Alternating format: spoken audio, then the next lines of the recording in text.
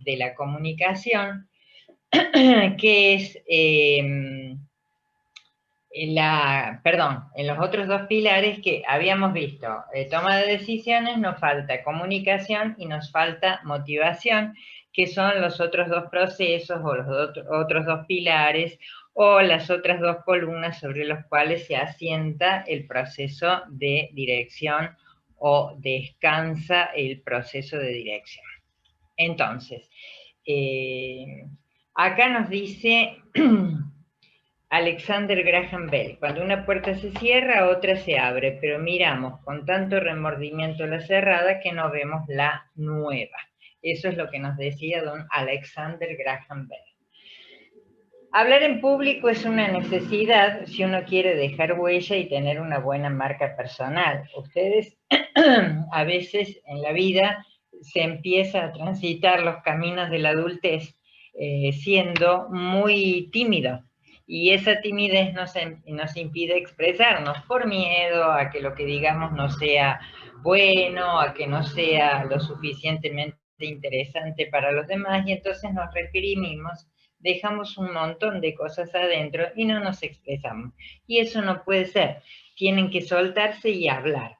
Siempre cuando vayan a un lugar donde hay distintas opiniones que tienen que ser escuchadas, ustedes váyanse con un como programita mental de lo que van a decir y lo dicen sin ningún miedo. Para eso tienen que planificar ese pequeño discurso, porque si no va a parecer que ustedes son unas personas que no tienen opinión, no se saben expresar, y eso en un profesional no sirve. Yo sé que la timidez, y les hablo una tímida muy grande, es una barrera muy grande para vencer. Tenemos que saltar una valla muy alta, pero lo tenemos que hacer porque es necesario expresarse y que los demás también conozcan nuestra opinión. Entonces, comunicar no es solamente hablar, es hablar y escuchar. Un buen discurso también es escuchar al otro, estar atento al lenguaje gestual, al lenguaje corporal, y de esta manera entablar una comunicación más directa, o lo que en mediación se llama la escucha activa. Si no comunicas, no influyes. Una persona que no habla, que está siempre callada, los demás pensamos, caramba, nos estará evaluando, estará de acuerdo esta persona con nosotros, creerá que lo que decimos es una verdadera tontería, porque al no hablar se crea una distancia y una barrera muy grande entre nosotros y los demás. Y si comunicamos mal, influimos mal. En esta nueva, en este nuevo PowerPoint tenemos, en esta nueva diapo, mejor, los usuarios activos globales mensuales por tipo de comunicación en el mundo. Fíjense todas las comunicaciones que tenemos por WhatsApp, por Messenger, por el teléfono, por las redes sociales y después por el correo. Vivimos en una era en donde la comunicación a distancia es lo que marca el rumbo de la comunicación. O sea que es muy importante establecer qué tipo de comunicación vamos a hacer, en qué momento y cómo. O sea, el proceso de comunicación, ¿cómo es? Transmitir no es comunicar. Si yo, por ejemplo, les digo, chicos, la fecha del parcial se adelanta una semana, y ustedes me dicen, no, pero mire, profe, ¿cómo lo va a adelantar una semana? Nosotros se nos superpone con otras fechas de parciales, etcétera, etcétera. Y yo les digo, hasta acá llegó lo que yo les digo y no escucho al receptor de lo que yo emito, entonces estoy transmitiendo. Antes, en las radios, por ejemplo, eran transmisoras. ¿Por qué? Porque la gente no se comunicaba con las radios por las redes sociales, como tienen hoy, a través del teléfono, opinan, piden temas, se arman hasta debates en charlas o en temas que el locutor o el conductor de ese programa propone, y se arma una comunicación porque es en sentido bidireccional. Transmitir información es un proceso unidireccional. Es como cuando el gobierno nos dice, bueno, de aquí en más, sobre tal tema, la política del gobierno va a ser esta. Nosotros la tenemos que acatar. Es una transmisión. Y comunicar es un proceso bidireccional. Muy bien. Esta teoría de la información es obra de un señor que se llamó Claude Shannon y Warren Weaver, formulada ya por el año 40 por el ingeniero Shannon y publicada por primera vez en el año 1948, en octubre. Posteriormente, otro sociólogo, Weber, redactó un ensayo destinado a enfatizar las bondades de las propuestas estas que fueron publicadas en el año 1949. Yo todavía no había nacido, chicos, se lo juro por lo más sagrado.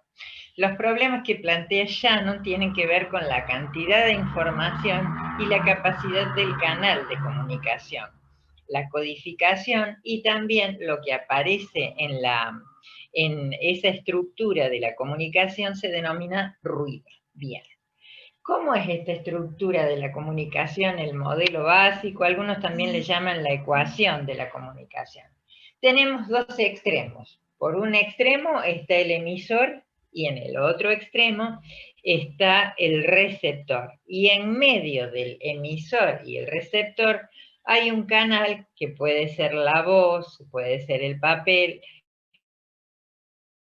puede ser muchos otros canales para que ese mensaje se transmita y hay una respuesta del mensaje transmitido que llamamos retroalimentación. Jorge Nassif, que es un experto en temas de didáctica y de pedagogía, dice que no se tendría que llamar emisor y receptor, sino que se tendría que llamar emirec. ¿Qué significa emirec? Que el que emite también recibe, porque está a la espera de que el receptor reciba el mensaje y manifieste alguna acción. Y el receptor también es un emisor, porque le va a emitir la respuesta del mensaje recibido. Por eso Jorge Nassif, a los dos extremos de la comunicación, en este modelo o estructura básica de la comunicación, prefiere llamarlos emirec, porque el que emite recibe y el que recibe también emite. Entonces hay un emisor, hay un receptor, hay un medio canal, hay una reacción del receptor de acuerdo al mensaje transmitido y por supuesto envía como retroalimentación la respuesta a ese mensaje transmitido. Bien. O sea, que los elementos de los tipos de mensajes tenemos los mensajes verbales, los escritos y los no verbales. En lo no verbal, cuando yo estoy hablando, estoy con una expresión facial. Cuando la comunicación se hace personalmente, tenemos un contacto visual, hay un movimiento corporal, hay una gestualidad y ese contacto físico nos permite determinar cómo la persona está recibiendo el mensaje. No es lo mismo hablar por teléfono, mucho menos mandar un mail o mandar un mensaje de WhatsApp escrito donde no se puede conocer la gestualidad, el lenguaje corporal y las expresiones como el tono y la inflexión de voz. Entonces, en la comunicación personal, hasta el 60% del mensaje transmitido tiene que ver con lo que se expresa, con el lenguaje corporal y gestual, más que con lo que se dice verdaderamente. Entonces, en una comunicación normal tenemos que el 60% es el lenguaje corporal, el 30% es la inflexión y el tono de voz y el 10% son las palabras. No es lo mismo que yo le diga, buen día chicos, ¿cómo están? Entonces van a decir, uy Dios mío, ¿qué le pasa a esta mujer? Salió de la tumba. ¿Qué pasa? Que yo le diga, hola chicos, buen día, ¿cómo les va? Feliz viernes. Vamos a transitar la última parte de la unidad temática número 9, ya se aproxima el parcial, ya es el último esfuercito que le pedimos y que tanto docentes como alumnos tenemos que hacer para terminar este año lectivo tan particular. Bueno, no es lo mismo. Yo puedo decir, ay, qué felicidad que tengo de verte. Y ustedes van a decir, caramba, que se lo avise a su cara. No es lo mismo que yo le diga, hola, qué lindo verte, cuánto tiempo que no te veía. No es lo mismo. O sea, todo lo corporal tiene un gran peso en la comunicación. No es lo mismo que un profesor le diga, y su examen estuvo bueno. Y otra cosa es que le diga, tu examen estuvo bueno. Entonces ya el tono de voz, la inflexión, la gestualidad, a ustedes les está diciendo si eso es así o no. En la estructura, desde el punto dijimos que teníamos dos extremos. Según Jorge Nassif, son los Emirek. Según la estructura básica de la comunicación propuesta por Shannon y Weber, tenemos un emisor por un lado, en un extremo de la comunicación, y un receptor por el otro. Desde el punto de vista del emisor, existe la necesidad de comunicar algo. El receptor va a recibir ese mensaje. El emisor va a elaborar el mensaje, el otro extremo lo decodifica, lo interpreta, y convierte en una idea ese mensaje. Tiene que haber un interés tanto en el emisor como en el receptor de recibir el mensaje. Va a codificar el mensaje el emisor, el otro extremo reconstruye el mensaje, utiliza un medio que puede ser la palabra, las acciones, las imágenes, los números, lo que fuera, interpreta la necesidad del emisor. El emisor va a verificar la recepción de ese mensaje y el receptor debe tener el mismo interés que el emisor con respecto al mensaje. Es más o menos cuando supongamos que viven ustedes con mamá y papá y la mami le dice, ay, nene, nena, por favor, limpiate tu cuarto. Yo creo que si hago entrar a un cerdo, sale de todo la montaña de ropa tirada que tenés, del desorden. Y ustedes están muy entretenidos whatsappeándose con alguien y no le van a dar el menor interés a esa comunicación. ¿Por qué? Porque el receptor en ese momento no tiene el menor interés en esa comunicación que plantea el receptor, en este caso la mamá. O sea, tal como fue concebido por Shannon, este modelo no se refiere solo a las personas como protagonistas de la comunicación, sino al proceso de la comunicación con perspectivas tales como aspectos medibles, condiciones idóneas de la transmisión o de la información entre máquinas. ¿Vieron cuando uno se comunica vía teléfono celular o vía WhatsApp que dicen, uy, mirá, no te recibo, se me corta la comunicación, te escucho entrecortado? Bueno, cálculo de la pérdida de la información transmitida a través del canal. Entonces eso nos da mucho, mucho odio cuando pasa eso, porque hablamos y sentimos que estamos hablando en vacío para nadie, en el medio de la nada. Entonces tenemos una fuente, un transmisor, hay un mensaje que transmitir, hay un canal que nos va a permitir, que va a ser si internet anda bien o anda mal, en el ejemplito que les di recién, el receptor y el destinatario del mensaje. Bien, bien. Entonces, ¿cuál sería el sistema de comunicación? Tenemos la fuente, que es un componente de naturaleza humano-mecánica, un transmisor, que es el recurso técnico que transforma ese mensaje originado por la fuente en señales apropiadas. El canal, muchas veces es físico, que lo transporta en las señales del espacio, cumple con las funciones de ser el medio de transporte. Está el receptor del mensaje, que es el recurso técnico que transforma las señales recibidas rescatando el mensaje, y el destinatario, que es el otro extremo de la comunicación, que es el otro emirec o es el receptor, que va a tratar de interpretar el mensaje recibido, de decodificarlo y de transformarlo en una idea. Y luego vamos a tener el ruido. El ruido es una expresión genérica utilizada para referirse en distorsiones que se originan en forma externa en el proceso de la comunicación. Bien, según Weaver, define los 3 niveles en donde se abordan generalmente los problemas de comunicación. Tenemos uno técnico, uno semántico y uno pragmático. En el técnico son los problemas relacionados a la fidelidad de la transmisión desde el emisor o desde el receptor.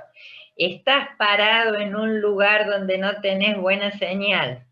¿Cómo? Le dice el otro, no te escucho.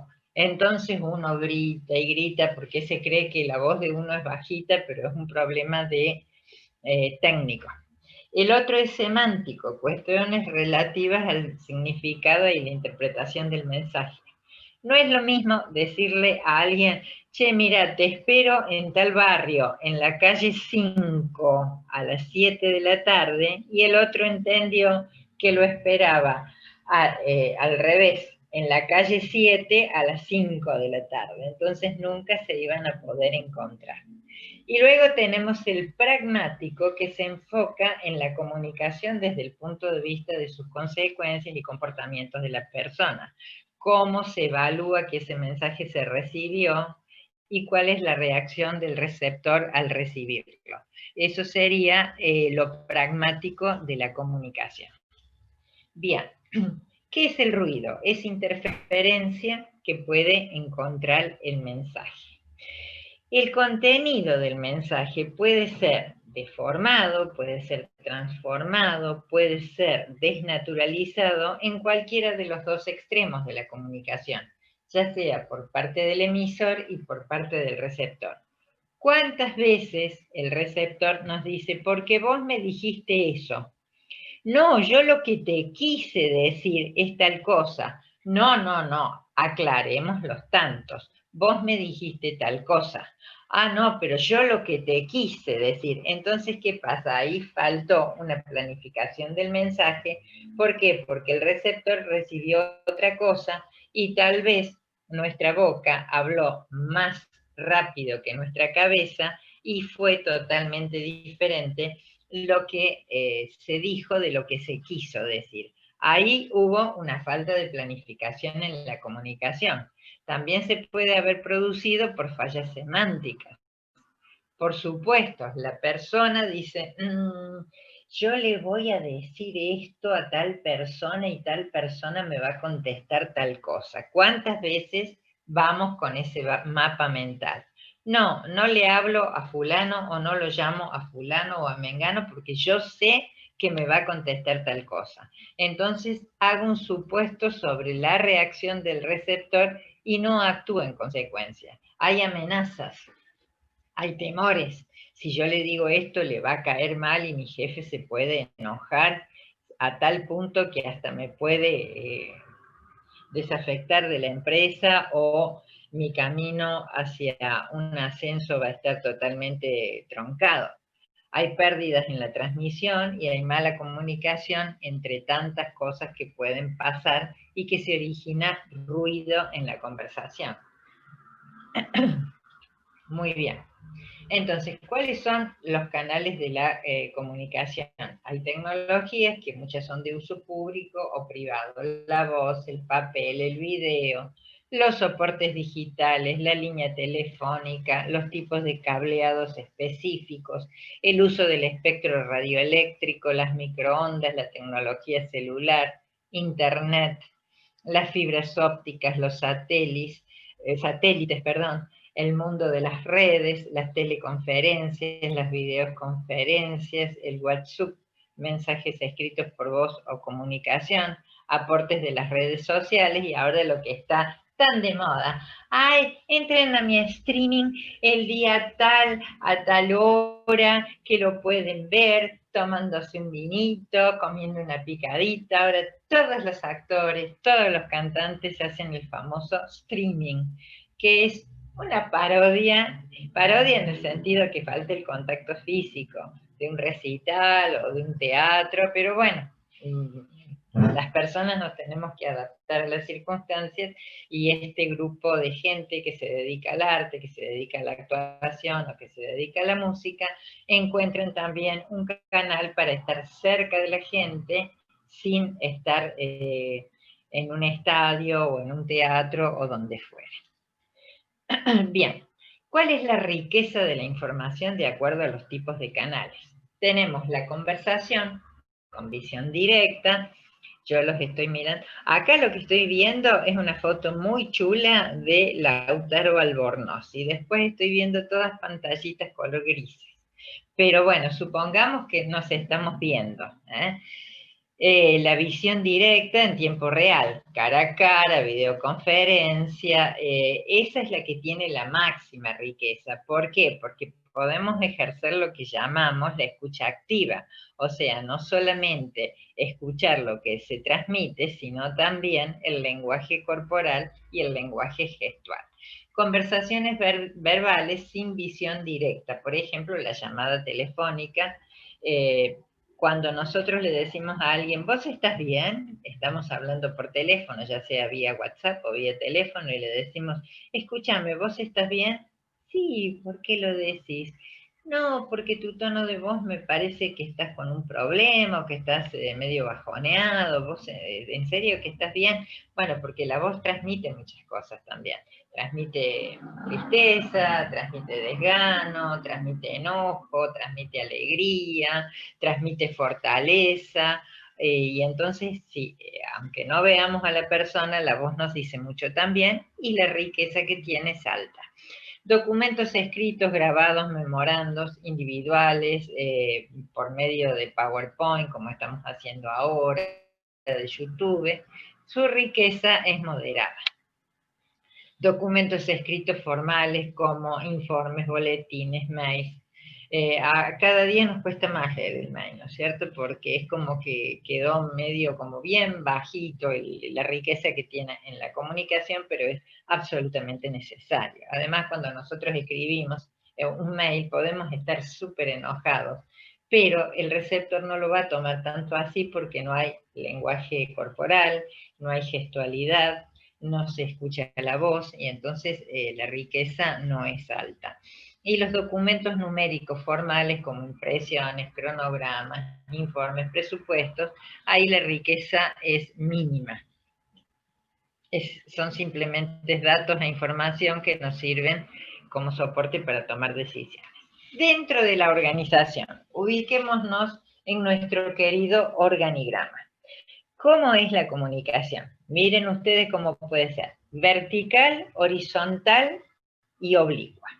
La comunicación vertical puede ser en dos sentidos. Vertical descendente, o sea, desde la cúspide de la pirámide hacia la base. Vertical ascendente, desde la base hacia la cúspide de la pirámide. Lateral, en un mismo nivel de jerarquía. Y oblicua, donde se saltan los niveles de jerarquía. ¿Qué significa cada una de estas comunicaciones? La vertical descendente es la comunicación natural y neta entre superior y subordinado. La materia prima principal de la comunicación vertical descendente son las órdenes. ¿Por qué? Porque hay un nivel superior, hay un nivel inferior que recibe esa comunicación y en esa comunicación se transmiten objetivos a cumplir, cuál es el plan de acción para cumplir esos objetivos y órdenes. La meta de ventas para este último trimestre del año, de octubre a diciembre, es tantas unidades y tantos miles de pesos. Entonces, la materia prima de esa comunicación vertical descendente son fundamentalmente las órdenes. Pueden haber ideas, consejos, sugerencias, pero la materia prima principal, el elemento principal de esa comunicación vertical descendente son las órdenes.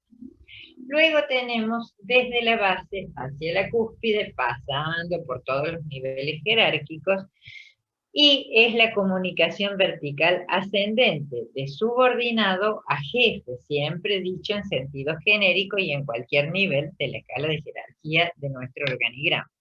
¿Qué se transmite? Y se da razón por la tarea encomendada. O sea, a mí mi jefe me asignó una tarea, me delegó la autoridad y me exigió la responsabilidad, y yo a mi jefe tengo el deber de darle razón por la tarea encomendada, pero también es mi derecho decirle, estoy realizando mi tarea de esta y de esta manera.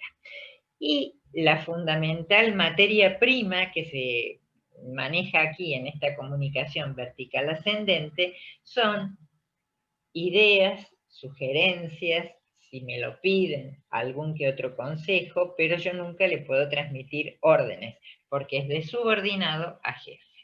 En la comunicación lateral o horizontal es la comunicación que se hace en un mismo nivel de jerarquía.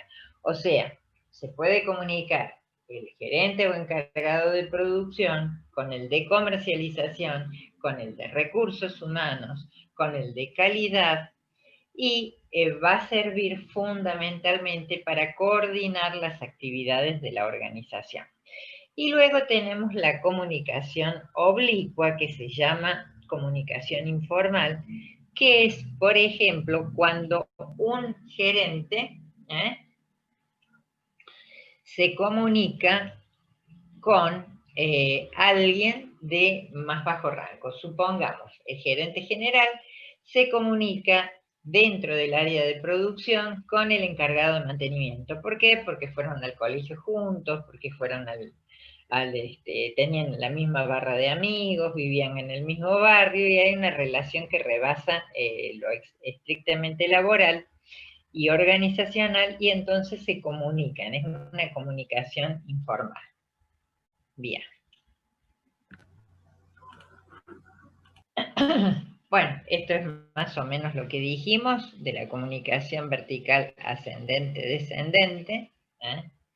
¿Cuáles serían los problemas de esta comunicación vertical? Algunas veces, no siempre se dan estos problemas. Los gerentes no podrían proporcionar en algunos casos la información necesaria para efectuar tareas, porque hay una falta de comunicación. Hay gerentes que no saben comunicar, incluso tienen miedo a comunicar porque piensan que cuantos menos cosas dicen, más autoridad retienen, y no es así. Quizás no se transmite información importante, o sea, incompleta. Fallas al dar instrucciones sobre cómo cumplir las obligaciones, que haya errores, o retención deliberada de información para fomentar la dependencia. Eso implica la existencia de un liderazgo nefasto que no es deseable que se tenga. Bien. Y la lateral o horizontal, bueno, es lo que dijimos, que sirve fundamentalmente para coordinar las actividades de la empresa, evita la cadena de mando correspondiente a la estructura, y es el beneficio para establecer entre compañeros. Aportan satisfacción, conocimiento de la y autorización y apoyo de los administradores. Bien. La informal o oblicua. La informal u oblicua, a veces, no siempre la oblicua, chicos, es informal, es fundamentalmente informal, pero a veces también puede ser formal.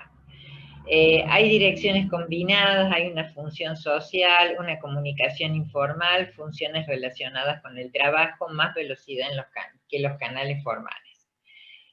Puede ser de una sola línea, poco exacta para pasar información. Por ejemplo, yo le paso información a un compañero porque soy muy compañero y quizás amigo fuera de la organización, y decimos, che, se viene una reestructura de la empresa, y capaz que muchos sean despedidos, pero nosotros estamos bien porque estamos con el gerente. De chismes. Persona que busca a varios para darle una información interesante no relacionada con el trabajo.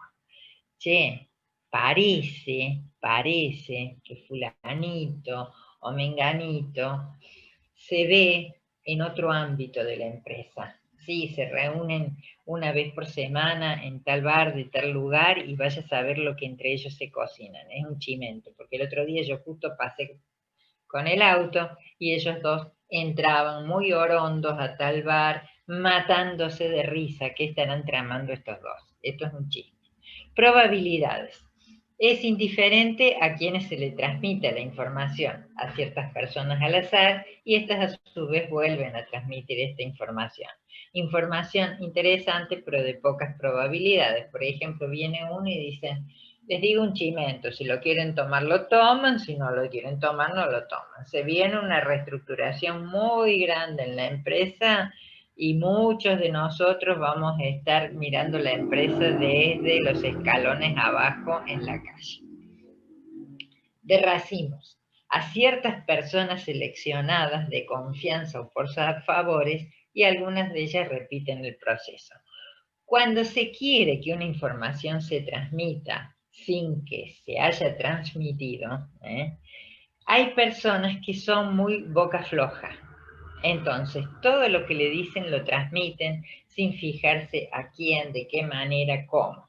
Y entonces es una técnica también, es una táctica de las empresas que cuando se quiera que todos sepan algo por debajo de la mesa, pero que se sepa, entonces dice, vos comentale esto a fulano, a mengano y a sultano, y ellos enseguida lo desparraman como un reguero de pólvora, o como ahora se dice en las redes, lo viralizan enseguida.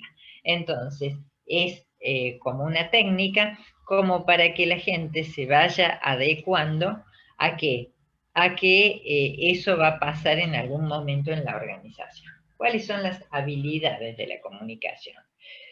Si uno deseaba adelantarse a la era industrial, necesitaba competencias para poder controlar, dirigir, organizar y aprovechar todos los recursos de la organización. En la nueva era de la información, se necesita un nuevo conjunto de competencias y tecnologías, habilidades y herramientas que nos van a hacer reflexionar, conectar, comprender, escuchar, explicar, influenciar y motivar.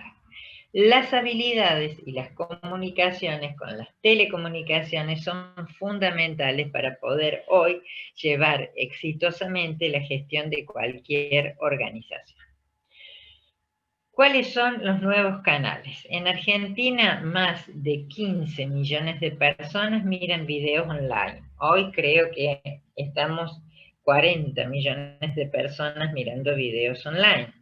Al ser este un canal muy utilizado por la gente, las empresas deben ponerle foco en su uso. Es por esta causa que los videos, o sea, YouTube, los PowerPoint, los Petsy, etcétera, etcétera, se han convertido en una herramienta útil por su facilidad de implementación debido a la simplicidad, a la comprensión y al nivel de aceptación que tienen entre las personas, ya sean empleados, gerentes, supervisores, clientes, etc.